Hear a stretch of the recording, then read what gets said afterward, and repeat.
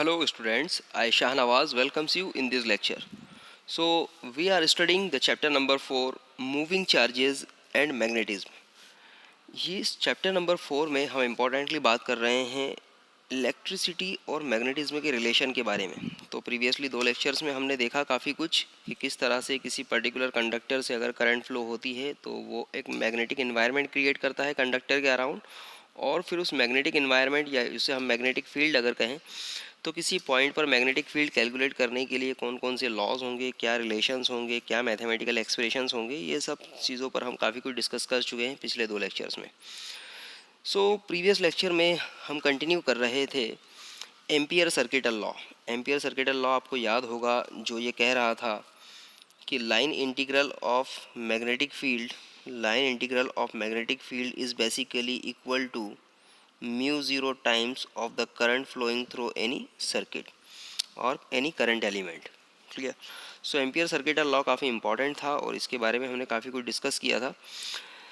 Ampere circuital law की application हम लोग देख रहे थे। इसमें से फर्स्ट एप्लीकेशन हम देख चुके थे। फर्स्ट एप्लीकेशन थी एम्पियर सर्किटल लॉ की magnetic field due to straight wire through which a current is flowing, और सेकेंड एप्लीकेशन हमने देखी थी magnetic field due to the long straight solenoid. ये 2 इम्पॉर्टेंट एप्लीकेशन हम देख चुके थे और इससे रिलेटेड एक मैथमेटिकल एक्सप्रेशन भी हमने डेराइव किया था और उसका रिलेशन भी हमने कैलकुलेट किया था। तो चलिए आज हम इसका थर्ड एप्लीकेशन देखते हैं। थर्ड एप्लीकेशन भी काफ़ी इंपॉर्टेंट एप्लीकेशन है एम्पियर सर्किटल लॉ का, और वो क्या है, that is magnetic field due to toroid solenoid या टोरॉइडल सोलेनाइड। ठीक है, अभी आपके लिए वर्ड नया हो सकता है टोरॉइडल सोलेनाइड। ये क्या है, चलिए हम देखते हैं। सबसे पहले हम इसे ही समझते हैं टोरॉइडल सोलेनाइड को, then we will discuss about it. आपको सामने एक स्ट्रक्चर नज़र आ रहा होगा, ठीक है। इसके पहले प्रीवियसली हमने सोलेनाइड की बात की थी। सोलेनाइड क्या था, अगर हम किसी कोर पर किसी वायर को इस तरह से हेलिकली वाउंड कर दें तो ये क्या कहलाता था, इट इज़ बेसिकली सोलेनाइड। ठीक है, अब यहाँ पर एक वर्ड जुड़ गया है टोरॉइडल सोलेनाइड। तो अब देखिए इसी टर्म को, अगर इसी स्ट्रक्चर को हम इस तरह से सर्कुलर फॉर्म में अरेंज कर दें, ठीक है। तो अब देखिए अगर इस स्ट्रेट सोलेनाइड को अगर हम इस तरह से सर्कुलर फॉर्म में अरेंज कर दें, ठीक है, तो ये हमें इस तरह से लगेगा जैसे हमने एक सर्कुलर वायर के ऊपर हेलिकली वाउंड कर दिया है किसी दूसरे वायर को। ठीक है, किसी सर्कुलर कंडक्टिंग वायर पर हमने किसी दूसरे कंडक्टिंग वायर को हेलिकली वाउंड कर दिया है। ठीक है, तो ये जो स्ट्रक्चर बनेगा, this structure is basically called toroidal solenoid. Ampere circuital law की मदद से हमें इस टोरॉइडल सोलेनाइड के सेंटर पर मैग्नेटिक फील्ड को कैलकुलेट करना है। हमें पता लगाना है कि मैग्नेटिक फील्ड क्या होगा इस सेंटर पॉइंट ओ पर। ठीक है, जबकि ये जो सर्कल है, ये जो सर्कुलर वायर है, सर्कुलर रिंग है, इसका रेडियस है आर। ठीक है, और सपोज ये जो हेलिकल वाउंड वायर्स हैं इनसे एक करंट फ्लो हो रही है, दैट इज़ आई। तो चलिए इसका एक्सप्रेशन देखते हैं, बड़ा सिंपल सा एक्सप्रेशन है इसका। Consider a toroidal solenoid consisting of an anchor ring of the radius R. इसे हमने एंकर रिंग कहा है। एंकर रिंग क्यों वर्ड यूज़ किया यहाँ पर, क्योंकि इसने इसको अपने तरफ बांध के रखा हुआ है, या फिर मैं ऐसा कहूँ कि ये जो हमारा हेलिकली वाउंड सोलेनाइड, क्योंकि सोलेनाइड स्ट्रक्चर को कौन डिफाइन कर रहा है, ये जो हेलिकल रिंग है इस तरह के शेप, ये सोलेनाइड को डिफाइन कर रहे हैं, और इस सोलेनाइड को ग्रिप करके किसने रखा हुआ है, इस रिंग ने रखा हुआ है, इसलिए इस रिंग को हम स्पेशली कहते हैं anchor ring. So consider the toroidal solenoid consisting of an anchor ring of the radius r whose center is O. हमने देखा, suppose that the large number of turns of the metallic wire are wound over the anchor ring. ठीक है, let the n be the number of turns per unit length of the solenoid wound on the ring. हमने consideration ले लिया, suppose कि ये जो आपका anchor ring है इसकी पर यूनिट लेंथ, अगर मैं कहूँ कि एक यूनिट लेंथ की बात करूँ, एक यूनिट लेंथ, ठीक है, तो पर यूनिट लेंथ सपोज़ ये जो टर्न्स हैं, जो टर्न्स आपको नज़र आ रहे हैं, ये टर्न्स, ये कितने हैं, सपोज दिस आर एन। ठीक है, ऑब्वियसली सी बात है, इस पूरे रिंग की लेंथ कितनी होगी, इस पूरे रिंग की जो लेंथ होगी वो लेंथ होगी इसका पेरीमीटर, और इस रिंग का पेरीमीटर कितना होगा, ऑब्वियसली अगर इसका रेडियस आर है तो इसका पेरीमीटर होगा या इसकी सर्कमफेरेंस होगी 2πr, ठीक है। सो अगर पर यूनिट लेंथ पर नंबर ऑफ टर्न्स n है तो 2πr लेंथ पर कितने हो जाएंगे, इनटू n। तो ये हो जाएंगे total number of turns on this particular anchor ring.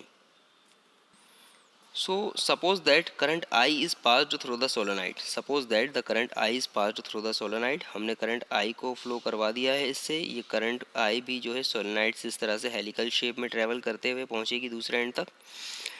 So the magnetic field produced will be the same at all the points on the circumference of the ring of the solenoid and at any point, ठीक है। अब क्योंकि यहाँ पर जो हमारे rings हैं, ये टर्न्स का डायामीटर बिल्कुल सेम होगा। जितने भी नंबर ऑफ टर्न्स हम बनाएंगे, इनका डायामीटर, इनके बीच की स्पेसिंग, और ऑब्वियसली वायर तो कॉमन ही है सभी रिंग्स के लिए, सभी टर्न्स के लिए। तो इसलिए यहाँ पर जो मैग्नेटिक फील्ड प्रोड्यूस होगा, हर एक पर्टिकुलर टर्न से सेम मैग्नेटिक इफेक्ट क्रिएट होगा। यहाँ पर हर एक पर्टिकुलर टर्न से सेम मैग्नेटिक इफेक्ट क्रिएट होगा, ठीक है।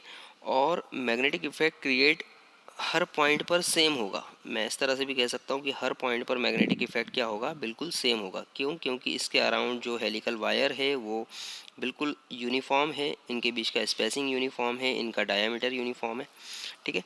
सो यहाँ पर मैग्नेटिक इफेक्ट जो होगा वो बिल्कुल सेम होगा हर पर्टिकुलर पॉइंट पर। और वो ऑब्वियसली वो पॉइंट कहाँ पर होगा, वो पॉइंट लाई करेगा इस एंकर रिंग पर, वो पॉइंट लाई करेगा इस एंकर रिंग पर। So direction of magnetic field is also tangent to the ring, ठीक है। यहाँ पर एक और इम्पॉर्टेंट टर्म कि डायरेक्शन ऑफ मैग्नेटिक फील्ड जो होगी, जैसे अगर सपोज हम यहाँ पर मैग्नेटिक फील्ड कैलकुलेट कर रहे हैं, तो ये मैग्नेटिक फील्ड हो गया सपोज यहाँ पर B।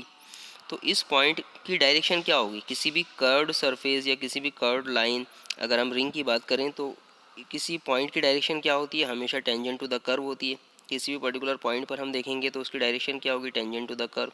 तो ऑब्वियसली इस पॉइंट पर अगर मैग्नेटिक फील्ड हम कैलकुलेट कर रहे हैं तो उसकी डायरेक्शन भी क्या होगी, टेंजेंट टू द कर्व। ये तो अंडरस्टूड है। सो अब बारी आती है एम्पियर सर्किटल लॉ की। हमें एक्चुअल में मैग्नेटिक फील्ड कैलकुलेट करना है, हमें टोटल मैग्नेटिक फील्ड कैलकुलेट करना है इसके सेंटर पर, ठीक है। और वो जो मैग्नेटिक फील्ड होगा, वो मैग्नेटिक फील्ड एक्चुअल में डिफाइन होगा इस पूरे रिंग की वजह, इस पूरे रिंग पर प्रोड्यूस होने वाले मैग्नेटिक फील्ड से। जैसे सपोज मैंने कहा कि हर पॉइंट पर मैग्नेटिक फील्ड बिल्कुल सेम होगा, तो इस पॉइंट का मैग्नेटिक फील्ड, इस पॉइंट का मैग्नेटिक फील्ड, इस पॉइंट का मैग्नेटिक फील्ड, ऐसे सम कंबाइंड मैग्नेटिक फील्ड जो होगा वो इस रिंग पर जो मैग्नेटिक फील्ड होगा उसी से डिफाइन होगा, ठीक है। तो यहाँ पर ऑब्वियसली हम टोटल मैग्नेटिक फील्ड कैलकुलेट करने वाले हैं B। टोटल मैग्नेटिक फील्ड हम कैलकुलेट करने वाले हैं, टोटल B हम लोग कैलकुलेट करने वाले हैं। और वो टोटल B क्या होगा, इसके हर एक पॉइंट पर प्रोड्यूस होने वाले मैग्नेटिक फील्ड का इंटीग्रेशन, ठीक है। सो चलिए उसी को कंटिन्यू करते हैं हम लोग एम्पियर सर्किटल लॉ की मदद से। सो एम्पियर सर्किटल लॉ क्या कहता है, एम्पियर सर्किटल लॉ कहता है कि line integration of the magnetic field, आप देख सकते हैं यहाँ पर line integration of the magnetic field, line integration of the magnetic field is equals to mu zero time of the total current flowing through the total current threading to the ring, ठीक है। सो अब यहाँ पर total current की बात होगी। Total current actual में क्या होगी, यहाँ पर टोटल करंट आई नहीं होगी। हमें दिख रहा है कि करंट आई यहाँ से फ्लो हो रही है, लेकिन टोटल करंट यहाँ पर आई नहीं होगी। टोटल करंट एक्चुअल में क्या होगी, टोटल करंट जो होगी वो होगी करंट मल्टीप्लाइड बाय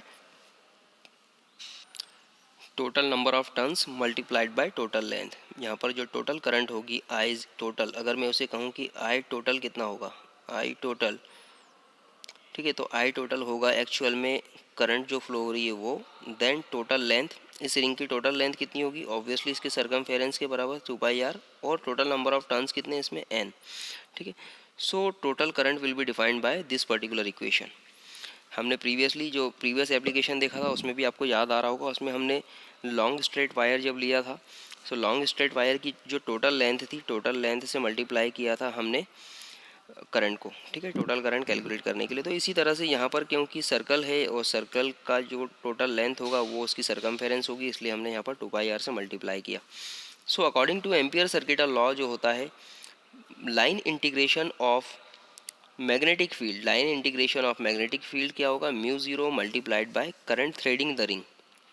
ये जो रिंग है, इस रिंग से जो करंट थ्रेड हो रहा है, ठीक है, ये जो रिंग है, ये रिंग, ये जो टर्न्स वाले रिंग है, ठीक है, इनसे जो करंट फ्लो होगा, ठीक है, उसके बारे में बात हो रही है। सो यहाँ पर करंट थ्रेडिंग द रिंग की बात अगर हम करें तो वो हो जाएगा टोटल करंट कितना होगा I total, that is 2 pi R into N into आई।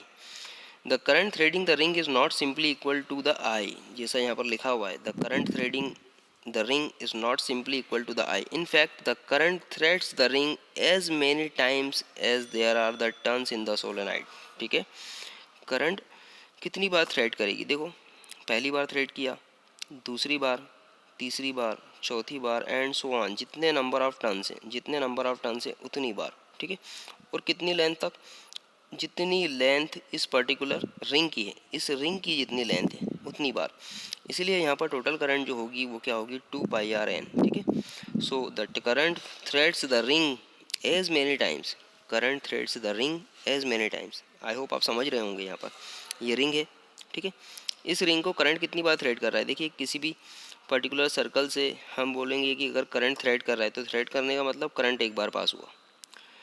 अगर यही रिपीट हो बार बार, किस तरह से कि सपोज़ ये सर्कल बना हुआ है, इस सर्कल से करंट एक बार थ्रेड होकर गया, ठीक है, फिर दूसरी बार और आया, फिर तीसरी बार और थ्रेड किया, फिर और थ्रेड किया, फिर और थ्रेड किया, और थ्रेड किया। कितनी बार थ्रेड कर रहा है, ऑब्वियसली जितने नंबर ऑफ रिंग्स हैं उतनी बार थ्रेड कर रहा है। ठीक है, जितने नंबर ऑफ टर्न्स है सॉरी उतनी बार थ्रेड कर रहा है। कितनी डिस्टेंस तक करेगा, ऑब्वियसली ये जो टोटल नंबर ऑफ टर्न्स हैं ये हमने कितने कैलकुलेट किए थे, 2 पाई आर इंटू एन, इतने रिंग्स हमने, इतने टर्न्स हमने कैलकुलेट किए थे। ठीक है, अभी हमने कहा था पर unit length number of turns कितने, एन, तो टोटल लेंथ हो गई 2 पाई आर, तो इसलिए टोटल टर्न्स होगा एन इंटू 2 पाई आर। और इतनी बार, ये तो क्वांटिटी हो गई, और इतनी बार कौन थ्रेड कर रहा है, ये आई थ्रेड कर रहा है, इसलिए टोटल करंट क्या कहलाएगी, I total,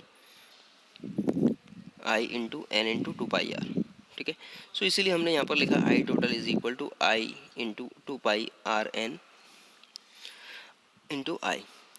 so this particular equation, just let's see this particular equation, line integral of the magnetic field is equals to the mu 0 multiplied by current threading the ring. अब यहाँ पर the current threading the ring कितनी आएगी, आई total, total इतनी current thread कर रही है ring को, तो ऑब्वियसली हमने यहाँ पर पुटअप किया 2 pi R N into I. So हमने पुटअप कर दिया यहाँ पर mu zero is equal to I total, B into D L is equals to क्या हो जाएगा, mu zero multiplied by I total. ठीक है, आई होप आप समझ गए होंगे। सो अब चलिए सबसे पहले बी डॉट डी एल को हम थोड़ा सॉल्व करें। तो बी डॉट डी एल जो देखा है आपने, line integral B dot D L, तो क्लियरली दिख रहा है बी मैग्नेटिक फील्ड एक वेक्टर क्वांटिटी, यहाँ पर जो करंट एलिमेंट है वो भी एक वेक्टर क्वांटिटी। तो ऑब्वियसली ये दो वेक्टर्स का डॉट प्रोडक्ट शो कर रहा है, दो वेक्टर्स का डॉट प्रोडक्ट अगर शो हो रहा है तो हम इसे लिख सकते हैं B D L cos theta, बिल्कुल उसी तरह से जिस तरह से प्रीवियस लेक्चर्स में हमने देखा था। अगर मैंने ऐसे लिखा है बी डॉट डी एल, ठीक है, तो ऑब्वियसली हम इसे लिख सकते हैं B D L cos theta, और यहाँ पर थीटा क्या है, theta is angle between B into D L. अब अगर मैं बात कर रहा हूँ इस सर्कुलर रिंग की, ठीक है, इस सर्कुलर रिंग की बात कर रहा हूँ मैं, सर्कुलर रिंग पर जो पॉइंट, जिस पॉइंट पर लाइन एलिमेंट में कंसिडर करूँगा उसी पॉइंट पर क्या होगा, बी भी कंसिडर कर रहा हूँ, तो ऑब्वियसली इस लाइन एलिमेंट और बी दोनों की डायरेक्शन क्या होगी, बिल्कुल सेम होगी। ठीक है, मतलब हम यहाँ पर देख सकते हैं वेरी इजीली कि यहाँ पर हम पॉइंट, मैंने आपसे कहा था रिंग पर मैं कैलकुलेट करूँगा सारा बी, और इसी पर्टिकुलर पॉइंट पर लाइन एलिमेंट भी होगा डी एल। ठीक है, तो इस डी एल पर डी एल की डायरेक्शन और बी की डायरेक्शन, ये दोनों की डायरेक्शन क्या होगी, सेम होगी, मतलब इनके बीच का एंगल कितना होगा, 0 डिग्री होगा। तो ऑब्वियसली हम यहाँ पर कह सकते हैं कि यहाँ पर थीटा कितना होगा, 0 डिग्री, तो ऑब्वियसली ये हो जाएगा बी डी एल कॉस 0, और कॉस 0 की वैल्यू होती है 1, तो ऑब्वियसली ये बचेगा सिर्फ B into D L. So that's why हमने यहाँ पर लिखा है बी डॉट डी एल को, dot product of the vector B and vector D L is equals to the B dot B D L only. अब यहाँ पर हम देख सकते हैं बी तो कांस्टेंट वैल्यू होगी, बी को हमने बाहर निकाला, अंदर क्या बचा, line integration of the D L only, या इंटीग्रेशन ऑफ डी एल। अब डी एल का इंटीग्रेशन कितना होगा, तो ऑब्वियसली डी एल का इंटीग्रेशन होगा, डी एल की मैक्सिमम लेंथ कितनी होगी, ऑब्वियसली इस सर्कल की सरकमफेरेंस 2 पाई आर। आप देख सकते हैं ये एक डी एल, दूसरा डी एल, तीसरा डी एल, ऐसे नंबर ऑफ टोटल अगर मैं सारे डी एल को ज्वाइन कर दूँ तो मैक्सिमम वैल्यू कितनी आएगी, 2 पाई आर, इससे ज़्यादा तो नहीं हो सकती। इसलिए हमने यहाँ पर line integration of D L को वैल्यू लिखी है 2πr। सो यहाँ पर ये हमने line integration of the magnetic field की वैल्यू कैलकुलेट कर ली b इंटू 2πr। तो हमने यहाँ पर वैल्यू पुटअप की b इंटू 2πr और ठीक है म्यू ज़ीरो और टोटल करंट अभी मैंने आपसे कहा आई टोटल, और आई टोटल की वैल्यू भी अभी हमने कैलकुलेट की 2πrn into I. So finally equation हमारे पास आ चुकी है। अब इस इक्वेशन में अगर आप देखें तो 2πr से 2πr यहाँ पर कैंसिल आउट हो जाएगा, दिस वन ये कैंसिल आउट हो गया 2πr। इधर क्या बचा ओनली b, और इधर बचा mu zero into R into N, या sorry mu zero into N into I. So finally हमारे पास ये मैग्नेटिक फील्ड की वैल्यू आ गई due to the toroidal solenoid.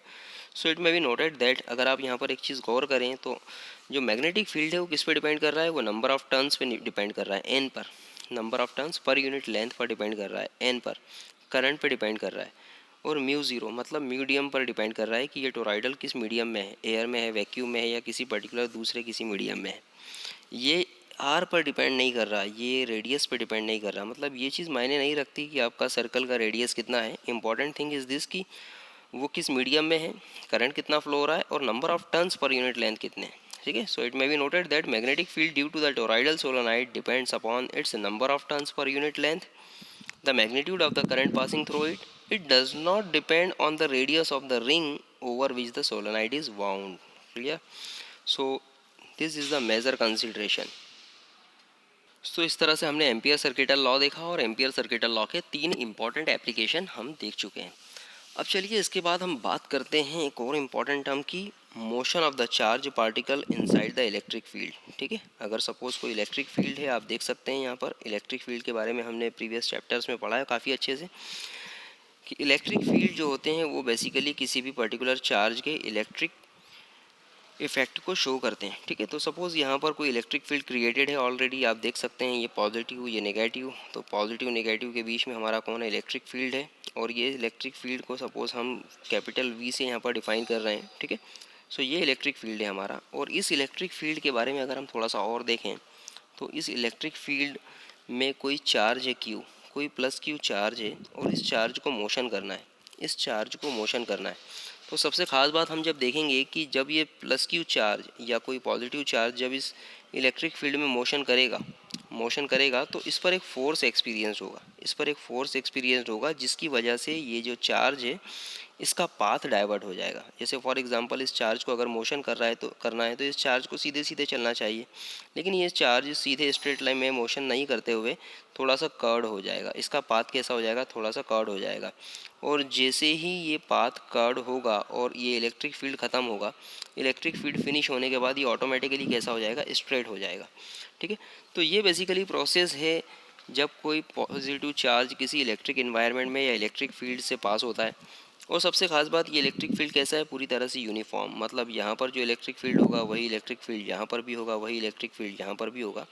सो इस यूनिफॉर्म इलेक्ट्रिक फील्ड में किसी चार्ज के मोशन करते हुए यहाँ पर एक फ़ोर्स एक्सपीरियंस होगा, और वो इस चार्ज पर फोर्स होगा, और वो चार्ज पर जो फोर्स होगा वो इसके पाथ को डाइवर्ट कर देगा। तो ऑब्वियसली यहाँ पर समझ में आ रहा है मुझे, आपको भी देख सकते हैं आप कि यहाँ पर जो चार्ज पर जो फोर्स अप्लाई हो रहा है वो कैसा अप्लाई हो रहा है, इस तरह से, इस डायरेक्शन में। तभी तो चार्ज को ऐसे जाना चाहिए था, लेकिन वो कर्ड हो गया इस तरह से।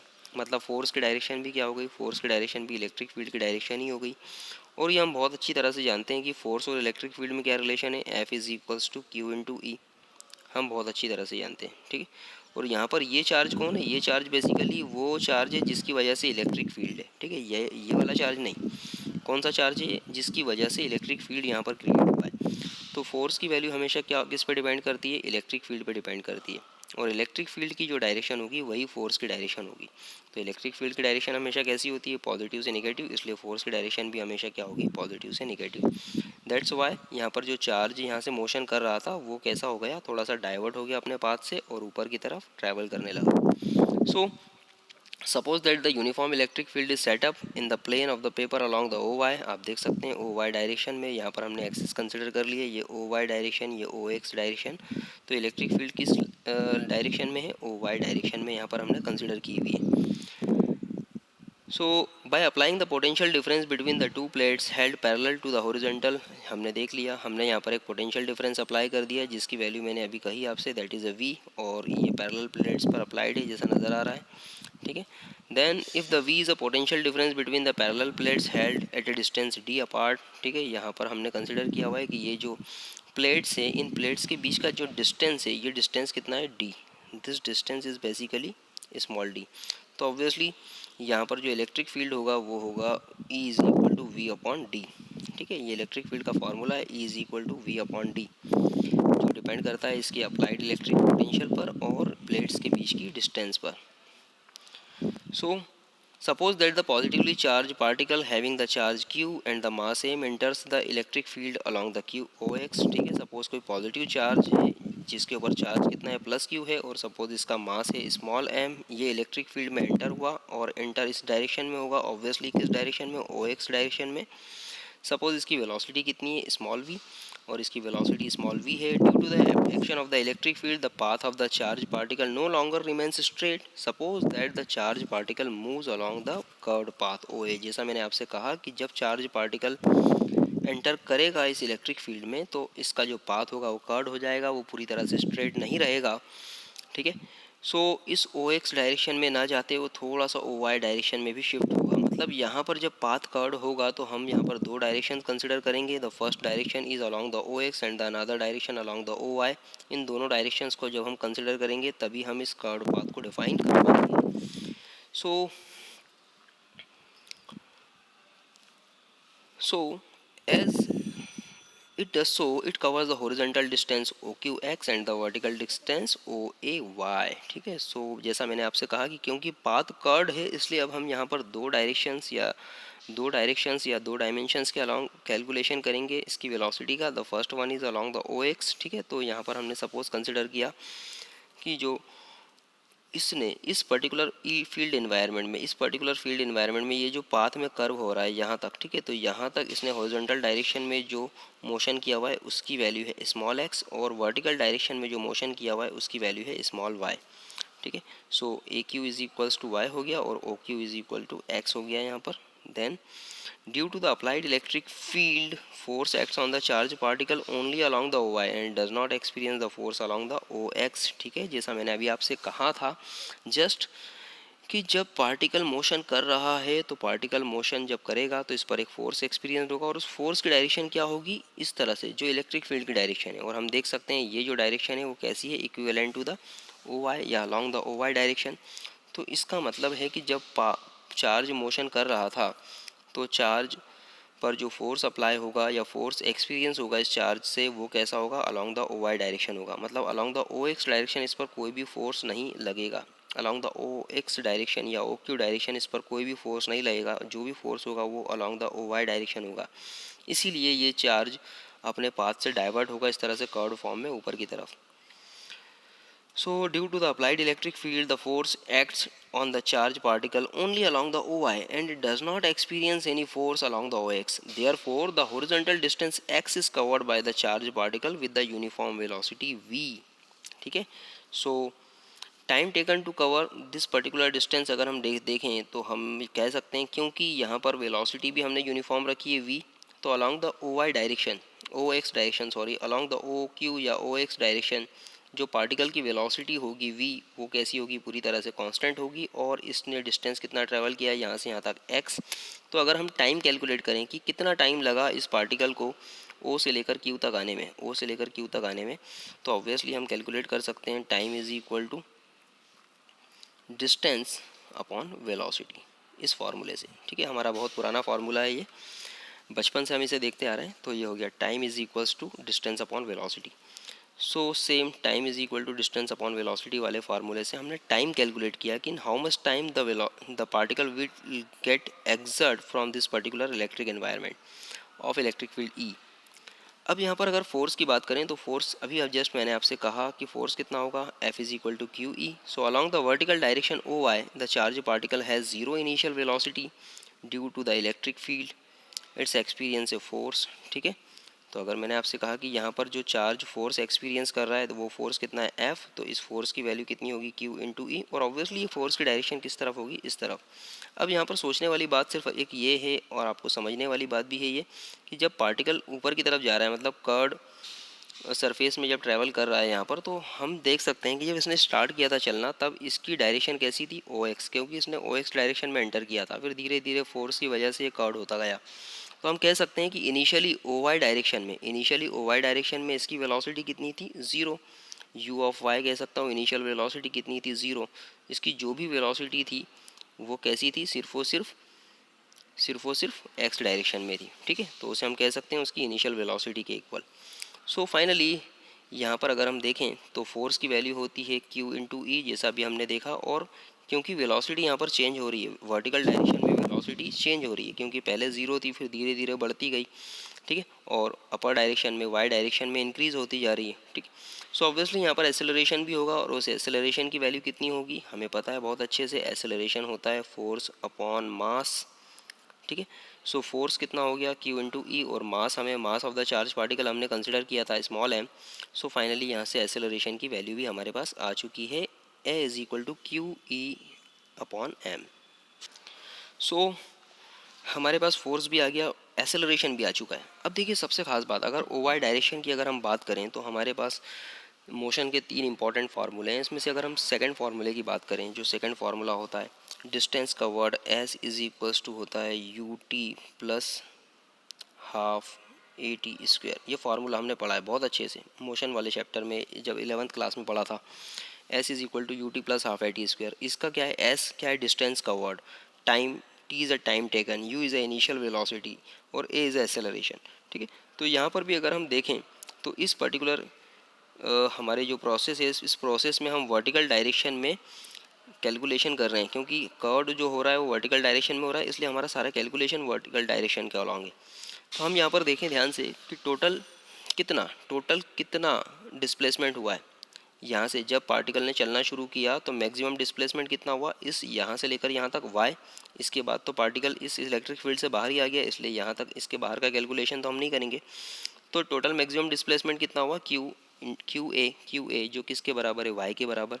तो इसलिए यहाँ पर इस पर्टिकुलर इक्वेशन में, जो अभी हमने इक्वेशन लिखी थी यहाँ पर मिट गई, मैं फिर से बना देता हूँ, S is equal to U T plus half A T square. थोड़ा सा ओवर हो रहा है, नो प्रॉब्लम, बट यहाँ पर एस की वैल्यू कितनी होगी, वाई, टोटल डिस्प्लेसमेंट इतना हुआ।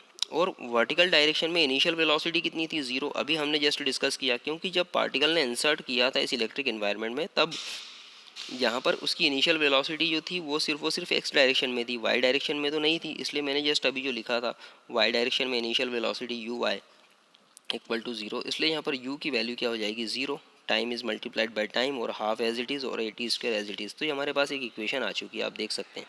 अब इस इक्वेशन में कुछ भी नहीं करना, हमें वैल्यू पुटअप कर दो आप। टाइम तो एज इट इज़ अपनी जगह पर है, ज़ीरो से मल्टीप्लाई होगा तो ये zero, half A T square, A की वैल्यू हमने Q E upon M put up कर दी। और यहाँ पर टाइम की वैल्यू, टाइम अभी हमने जस्ट कैलकुलेट किया था, T is equal to X upon V, तो ये हमने पुटअप कर दिया, ठीक है। अभी हमने जस्ट एक कैलकुलेशन देखा था, T is equal to X upon V.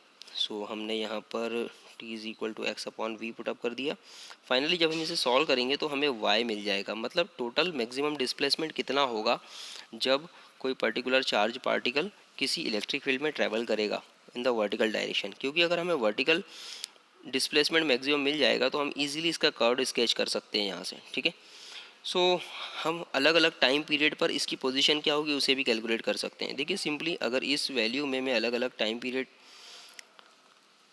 Put up करते जाऊँ तो मुझे x अपॉन वी की वैल्यू मिलती जाएगी, या सिंपली अगर हम x की वैल्यू पुटअप करते जाएँ कि अलग अलग x की लोकेशन पर y की लोकेशन क्या होगी, तो हम इजीली कैलकुलेट कर सकते हैं। तो हमें q की वैल्यू पता होगी, इलेक्ट्रिक फील्ड की वैल्यू पता होगी, मास हमें पता होगा, इनिशियल वेलोसिटी जो x डायरेक्शन में पार्टिकल की होगी वो हमें पता होगी, तो हम इजीली y की वैल्यू पता कर सकते हैं। सो ये इक्वेशन बेसिकली एक पैराबोला के इक्वेशन को डिफाइन करती है। आपको याद होगा पैराबोला की इक्वेशन होती है y is equal to X square, ठीक है।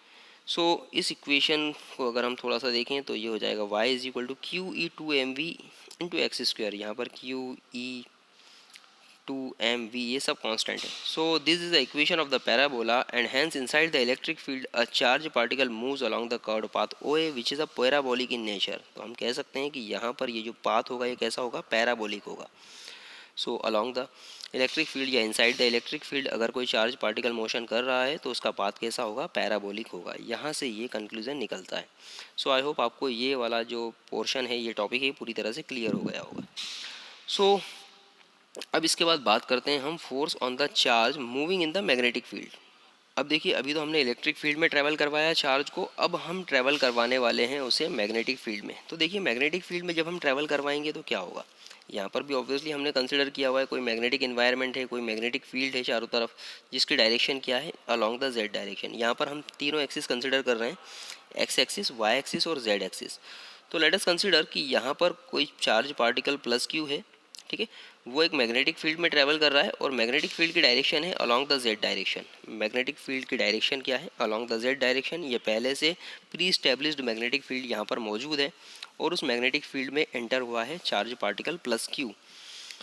अब ये charge particle plus Q suppose travel कर रहा है इस वाई जेड प्लेन में, इस वाई जेड प्लेन में वो ट्रैवल कर रहा है, वाई जेड प्लेन में ट्रैवल कर रहा है। और सपोज वाई जेड प्लेन में जब वो ट्रैवल कर रहा है तो इसकी जो ओरिएंटेशन है या इसका जो इंक्लाइनेशन है with respect to magnetic field, with respect to magnetic field कितना है, थीटा है, ठीक है।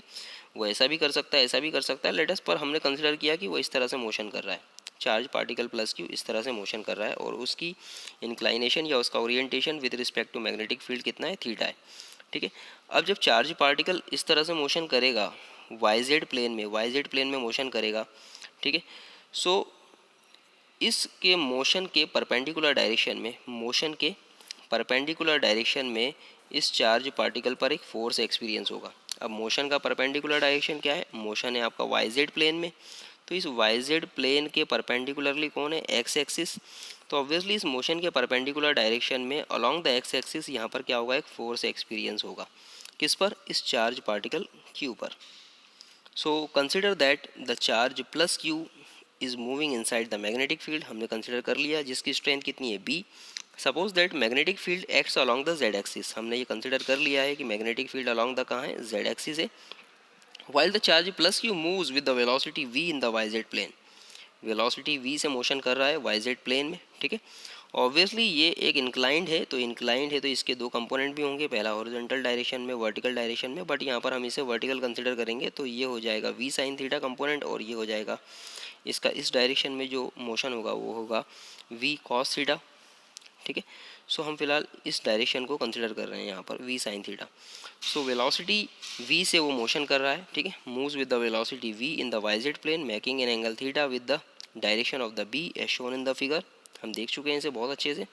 सो चलिए इसके बारे में छोटा सा कैलकुलेशन करते हैं। अगर मैं आपसे कहूँ कि इस पर फोर्स अप्लाइड, जो इसकी परपेंडिकुलर डायरेक्शन में जो फोर्स अप्लाई हो रहा है इस पर, या जो फोर्स एक्सपीरियंस करेगा प्लस क्यू चार्ज, वो किन किन पैरामीटर पे डिपेंड करेगा, तो directly proportional to the magnitude of the strength of the magnetic field, ठीक है। तो charge plus Q experience the force F along the X axis और it will be directly proportional to the magnitude of the strength of the magnetic field, मतलब F is proportional to B, ठीक है। Magnetic field की strength पे depend करेगा ये force. Secondly ये force और किस पर डिपेंड करेगा, so directly proportional to the magnitude of the charge, ये चार्ज जो मोशन कर रहा है इस वाई जेड प्लेन में, इसका मैग्नीट्यूड कितना है इस पर भी डिपेंड करेगा ये फोर्स, तो F is proportional to Q. और इसके साथ साथ directly proportional to the component of the velocity along the direction perpendicular to the direction of magnetic field, ठीक है। ये जो वेलोसिटी है, इस वेलोसिटी कैसी इंक्लाइंड है, तो इसके दो कंपोनेंट्स होंगे, पहला एक कंपोनेंट v साइन थीटा, दूसरा v कॉस थीटा, मतलब तो यहाँ पर एक हॉरिजॉन्टल कंपोनेंट, एक वर्टिकल कंपोनेंट। जब हम इस वेक्टर को रिजॉल्व करेंगे तो दो हमें सपोर्टिंग वेक्टर मिलेंगे यहाँ पर। सो इस मैग्नेटिक फील्ड की डायरेक्शन के परपेंडिकुलर डायरेक्शन में वेलोसिटी का जो कंपोनेंट होगा, इस मैग्नेटिक फील्ड की डायरेक्शन के परपेंडिकुलर डायरेक्शन में इस वेलोसिटी का जो कंपोनेंट होगा उस पर भी डिपेंड करेगा फोर्स, उस पर भी डिपेंड करेगा फोर्स। तो इसलिए F is proportional to V sine theta, F is proportional to V sine theta. तो ये हमारे पास तीन पैरामीटर आ गए या तीन छोटी छोटी इक्वेशंस आ चुकी है। इन तीनों को अगर हम कंबाइन करें तो हमें मिलेगा F is proportional to B Q V sine theta, B Q V sine theta. और यहाँ से अगर प्रोपोर्शनलिटी का सिंबल हम हटाते हैं तो यहाँ पर प्रोपोर्शनलिटी कांस्टेंट लग जाएगा के, और यहाँ पर k की वैल्यू होगी 1। कल क्यों 1 होगी, अगर हम b को SI यूनिट में कैलकुलेट करें, if in SI when the b is measured in the Tesla, अगर आप b को टेस्ला में मेज़र कर रहे हैं, मैग्नेटिक फील्ड को टेस्ला की यूनिट में मेज़र कर रहे हैं, q को अगर आप कूलम्ब में मेज़र कर रहे हैं और वेलोसिटी को मीटर पर सेकेंड की यूनिट में मेज़र कर रहे हैं, तो उस केस में k की वैल्यू क्या होगी, k is found to be 1। So therefore in SI unit f की जो वैल्यू हो जाएगी B Q V sine theta, B Q V sine theta. अब यहाँ पर एक और इम्पॉर्टेंट टर्म, अगर हम यहाँ पर देखें ध्यान से, B Q V sine theta में बी और Q V, B basically magnetic field है, एक वेक्टर क्वांटिटी, वेलोसिटी भी वेक्टर क्वांटिटी है, ए तो क्या है यहाँ पर, या सॉरी क्यू तो क्या है, एक चार्ज की वैल्यू है, मैग्नीट्यूड ऑन द चार्ज। सो यहाँ पर अगर हम देखें, थोड़ा सा इसको सॉल्व करें तो एफ क्यू को मैं बाहर रख दूँ तो क्या बचेगा,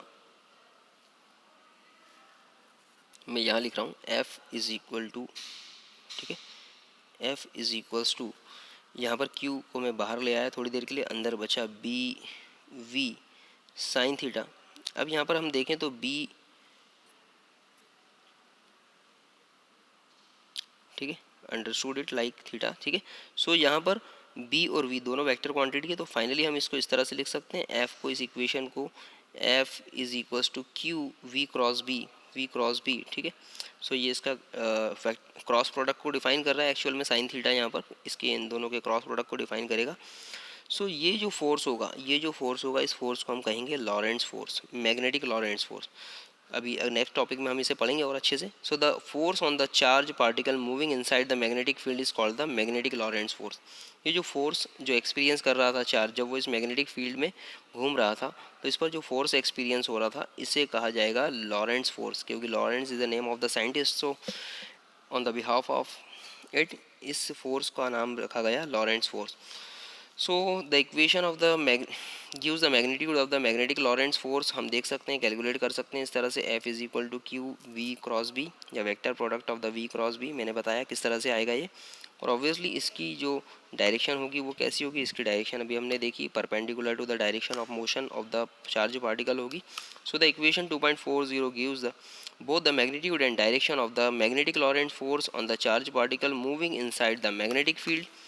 Thus, if the charge particle moves along the y-axis with the velocity v and the magnetic field B is directed along the z-axis, then the Lorentz force on the charge plus q acts in the direction of v cross B along the x-axis. ठीक है, so easily समझ में आ गया हमें कि force की value कितनी होगी जब कोई पार्टिकल, चार्ज पार्टिकल अगर मोशन कर रहा होगा किसी magnetic field of the strength B में। अब इसमें कुछ स्पेशल केसेस हम कंसिडर कर सकते हैं। The first case is this, when the charge particle is at the rest. अगर चार्ज पार्टिकल कैसा हो, रेस्ट में हो। चार्ज पार्टिकल अगर रेस्ट में होगा तो v की वैल्यू क्या हो जाएगी, ज़ीरो, और v की वैल्यू अगर ज़ीरो हो गई तो B Q V sine theta वाला जो फार्मूला था उसमें v की वैल्यू ज़ीरो, तो फाइनली फोर्स कितना होगा, ज़ीरो। इसका मतलब ये हुआ कि अगर मैग्नेटिक फील्ड में कोई चार्ज पार्टिकल मोशन करेगा तो ही उस पर फोर्स लगेगा, अगर वो रेस्ट में होगा, जाकर चलते चलते रुक गया मैग्नेटिक फील्ड में, तो उस पर किसी तरह का कोई फोर्स एक्सपीरियंस नहीं होगा। Thus, inside the magnetic field, a stationary charge particle does not experience any force due to the magnetic field. यहाँ से ये प्रूफ हो रहा है। सेकंड केस एक और कंसिडर करते हैं, when the charge particle moves parallel to the magnetic field. अगर चार्ज पार्टिकल मैग्नेटिक फील्ड के पैरेलल मोशन करे, मतलब जैसे फॉर एग्जांपल यहाँ पर अभी इस तरह से मोशन कर रहा है, अगर वो ऐसा मोशन ना करते हुए सपोज मोशन इस डायरेक्शन में होता है parallel to the magnetic field, या तो इधर या इधर, ठीक है। सो इस केस में क्या होता, theta is equal to 0 degree, मतलब बी और वी, वेलोसिटी और बी के बीच का जो एंगल होता है वो कितना होता है, 0 डिग्री, या फिर यहाँ पर वेलोसिटी और बी के बीच का एंगल कितना होता है, 180 डिग्री। इन दोनों ही केसेस में अगर आप ध्यान से देखें यहाँ पर, तो ये जो फार्मूला है साइन थीटा, साइन 0 की वैल्यू भी कितनी होती है, 0, और साइन 180 की वैल्यू भी कितनी होती है, 0।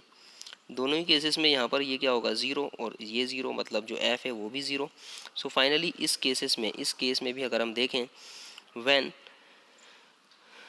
the charge particle moves parallel to the magnetic field, if the v is parallel to b, then theta equal to 0 or 180 degree, then from the equation f will be 0। आप देख सकते हैं बहुत अच्छे से, ठीक है। So in other words, moving charge particle experience the force inside the magnetic field if it does not move parallel to the direction of magnetic field, ठीक है। ये चार्ज पार्टिकल जो किसी मैग्नेटिक फील्ड में ट्रैवल कर रहा है, ये अगर मैग्नेटिक फील्ड के पैरेलल डायरेक्शन में मोशन करेगा तो इस पर किसी तरह का कोई फोर्स एक्सपीरियंस नहीं होगा, ठीक है। एक और थर्ड केस जो सबसे इंपॉर्टेंट केस है, when the charge particle moves perpendicular to the magnetic field. Charge particle अगर परपेंडिकुलर डायरेक्शन में मोशन कर रहा है मैग्नेटिक फील्ड के, बिल्कुल इसी तरह से जैसा आप देख सकते हैं यहाँ पर कि सपोज ये तो है आपका magnetic field. So magnetic field के परपेंडिकुलर डायरेक्शन में इस तरह से बिल्कुल वाई के अलॉन्ग, ठीक है। तो इस केस में यहाँ पर इनके बीच का एंगल कितना हो जाएगा, वेलोसिटी और बी के बीच का एंगल 90 डिग्री।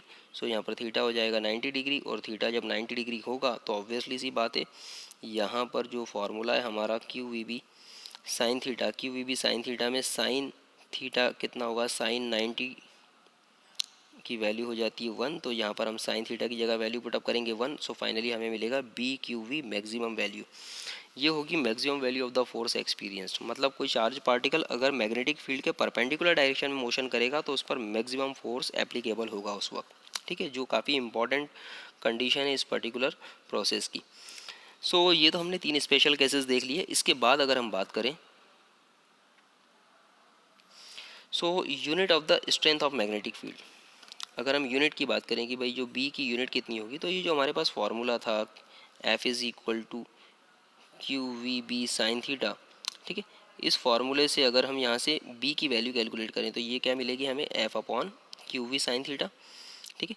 अब यहाँ पर एफ की वैल्यू अगर न्यूटन में होगी, क्यू की वैल्यू अगर कूलैम में होगी, वी की वैल्यू वेलोसिटी मीटर पर सेकंड में होगी, सो हम इजीली यहाँ पर बी की वैल्यू भी कैलकुलेट कर सकते हैं या फिर बी की यूनिट भी कैलकुलेट कर सकते हैं।